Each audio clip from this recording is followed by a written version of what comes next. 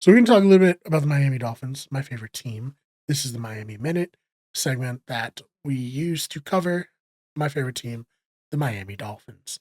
And the Miami Dolphins are making changes. Changes had to be made. They cannot just run it back next year with how everything worked this year. And so the first one I really do agree with. I think the letting go of special teams coordinator Danny Crossman is something that fans have been begging for the last few seasons. Outside of Jason Sanders, who is a top tier kicker when he's on, and this season especially, he was on. He played wonderfully. Special teams play of the Dolphins has been ranked near the league worst almost every single season, of the last 5 years. And at a certain point, that goes on the coach. And Danny Crossman, people have said he outstayed his welcome, and I really do agree with that.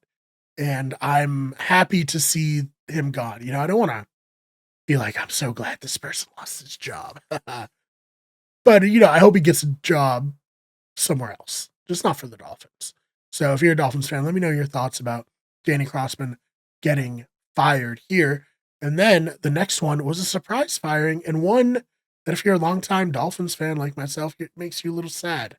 I have to be honest. Wes Welker, wide receivers coach, was fired from the Dolphins. He is a Mike McDaniel guy. He came over from San Francisco. He was someone who, by all accounts, was doing a good job. And obviously, it's difficult to really judge when you have a talent like Tyreek Hill, who is one of the best receivers in the league, who's been putting up record-setting numbers for the Dolphins the last couple seasons. And you have Jalen Waddle. When he's not hurt, he's a top-tier number 2 wide receiver. However, this year, it seemed that the wide receivers were more or less injured. I mean, we know now that Tyreek Hill was playing the season with a wrist injury, something he sustained in a practice against, I believe it was the 49ers. Is that who they said? Regardless, he had a joint practice. He hurt his wrist. He could have taken surgery to miss the season. He didn't want to do that. He played pretty poorly after that. Maybe he should have just taken the surgery, but I know people would have been pissed because he was a big part of our offense before this season, and he's being paid quite a bit. Is that Wes Welker's fault that Tyreek Hill had a down season because he got hurt? I certainly don't think so. I'm interested to know if you disagree with me. Please let me know. Is it the wide receiver coach's fault that Tyreek Hill's hurt? And then Jalen Waddle also missed some games and never really looked like himself. I assume because he was playing injured when he was playing. And other than that, we had Washington, who kind of became a decent third option for the Dolphins. So, I don't know why you would fire him if we got a decent development from there. We have Eric Azukama. He never really saw the field outside of the preseason. Maybe that's part of the reason why he gets fired, because we think he's a talented receiver who just never really gets to play, or when he has played, he's gotten injured. But maybe Danny just needed to fire someone to show that he was doing something. So unfortunate for Wes Welker. He is let go by the team here.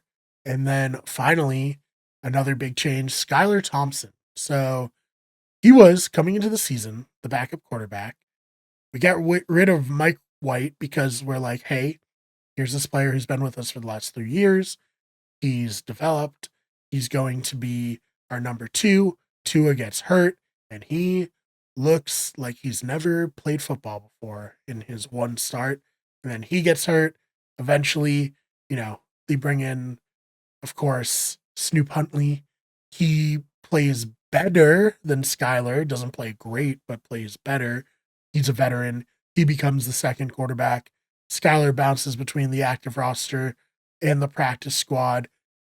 Eventually, he is on the practice squad. The Steelers, they sign him this week to be a part of that franchise. So I wish him a lot of luck. He certainly delivered a very exciting playoff game against the Buffalo Bills, though I will say, people say, like, oh, he almost beat the Bills.